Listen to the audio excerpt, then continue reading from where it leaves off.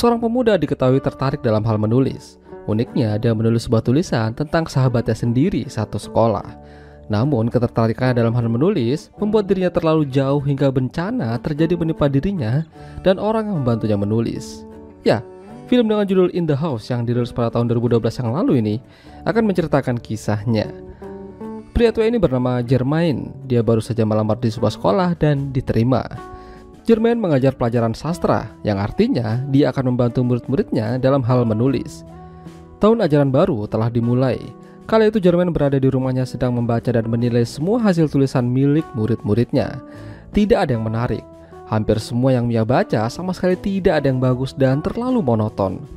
Dengan berat hati, Germain memberikan nilai murid-muridnya C.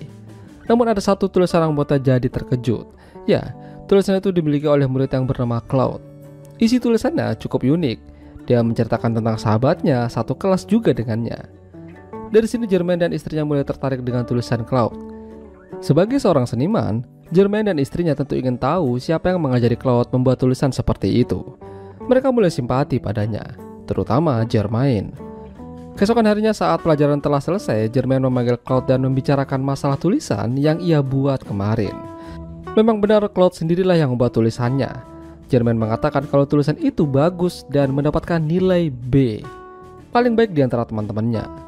Ya, memang masih perlu ada perbaikan dalam kata-kata di dalamnya. Claude cukup senang, ternyata ada guru yang memahami bakatnya. Dia bahkan sudah menyelesaikan sambungan dari tulisan yang ia buat. Ya, cukup menarik. Objek tulisannya memang unik. Seorang sahabatnya sendiri bernama Rafa. Rafa memanglah juga unik. Salah satu siswa yang paling cupu di kelas. Namun dia memiliki hati yang baik. Uniknya lagi, setiap pulang sekolah, Rafa dijemput oleh orang tuanya. Biasanya anak SMA bakalan malu kalau diantar jemput oleh orang tuanya, namun Rafa tidak. Malahan, dia terlihat sangat bahagia. Rasa penasaran itulah yang membuat Claude jadi ingin membuat tulisan tentang sahabatnya itu. Sebagai satu-satunya seorang sahabat, Rafa mengajak Claude ke rumahnya kala itu juga. Di sana dia melihat ibu Rafa yang masih gurih dan sangat welcome. Rafa membutuhkan Claude karena dia lemah dalam pelajaran matematika. Karena kebetulan Claude lumayan pintar dalam mata pelajaran tersebut, jadinya mereka belajar sama-sama. Ketemu sama ayahnya dan mulai bercengkraman bersama keluarga Rafa di rumah.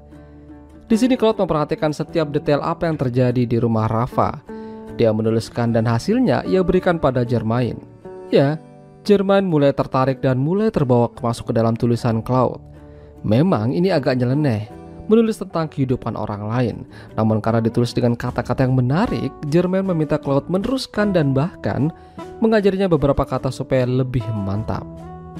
Germain bahkan meminjamkan beberapa buku pada Claude supaya bisa dijadikan pedoman. Sering berada di rumah Rafa membuat banyak tahu apa yang terjadi di sana, termasuk masalah-masalah yang dihadapi orang tuanya. Terlihat kalau orang tua Rafa lagi membicarakan masalah keuangan. Ibunya ingin renovasi rumah, tapi ayahnya ingin pinjam uang mendirikan usaha kecil-kecilan. Dari sini terlihat kalau mereka terkadang tidak kompak. Belum lagi kala itu, Claude diam-diam melihat ibunya Rafa mengatakan kalau dia tidak ingin Claude berada di rumah mereka. Dia merasa tidak nyaman dengan tatapan Claude, seolah-olah ada sesuatu yang ia inginkan. Tapi sebaliknya, ayah Rafa malah suka dengan Claude karena membantu anaknya dalam belajar. Begitu juga dengan Germain. Dia ingin terus Claude melanjutkan tulisannya.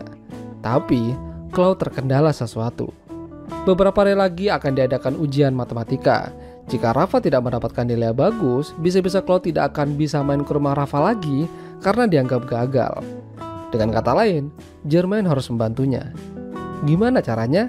Ya, dengan membocorkan soal ujian tersebut. Mau gak mau Germain melakukan itu supaya Claude bisa terus melanjutkan tulisannya. Hasilnya, Rafa dapat nilai A. Ya, Rafa bahagia.